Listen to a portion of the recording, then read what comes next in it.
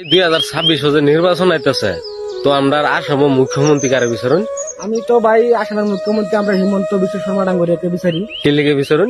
বিচারি যাতে একবার আমরা উচ্ছেদ করে দিচ্ছি, আমরা উচ্ছেদিত মানুষ। হ্যাঁ। 2-3 মাস আগে আমরা উচ্ছেদ করছে। হ্যাঁ। 2-3 মাস ধরে তো উনি যে শিবিরটা দেন না ভিডিওর মধ্যে, হ্যাঁ। শিবিরটা মধ্যে কিছু কিছু মানুষ একজন কষ্ট করে থাকতেছে এক লোকে। এই মানুষটি ভাই আমরা একটু থাকা পাইলাম নইলে হিমন্ত স্যার বাড়ি ভেঙে দেওয়ার খাতিরে আজকে আমরা এই মানুষটি থাকতে পাইতেছি।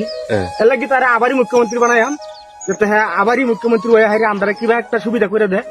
ওখানে তার এই কার্যকাল তো শেষ হয়ে গেছে। আর একটা কার্যকাল আমরা তার মুখ্যমন্ত্রী বানানোর পরে হ্যাঁ যাতে আমরা কিবা একটা সুবিধা করে দেয়।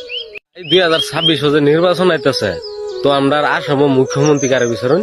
আমি তো ভাই আসামের মুখ্যমন্ত্রী আমরা হিমন্ত বিশ্ব শর্মা ডাঙ্গরিয়াকে বিচারি। কি লিগে বিচারণ? বিচারি যাতে একবার আমরা উচ্ছেদ করে দিচ্ছি, আমরা উচ্ছেদিত মানুষ। হ্যাঁ। 2-3 মাস আগে আমরা উচ্ছেদ করছে। হ্যাঁ। 2-3 মাস ধরে তো উনি যে শিবিরটা দেন না ভিডিওর মধ্যে, হ্যাঁ। শিবিরটা মধ্যে কিছু কিছু মানুষ একজন কষ্ট করে থাকতেছে এক লোকে।